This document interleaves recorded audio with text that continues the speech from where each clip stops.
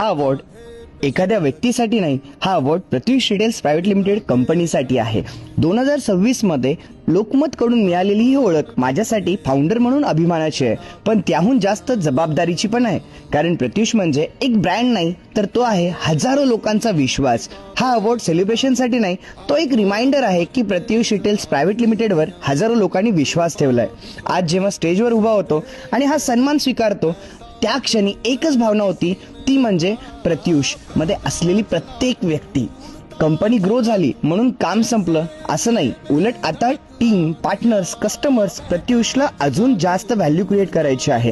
Recognition हा end नाही, तो नेक्स्ट लेवलचा स्टार्ट आहे. कारण झिरो पासून सुरू केलेला प्रत्युषचा प्रवास फक्त 2 वर्षात इथेपर्यंत पोहोचलाय.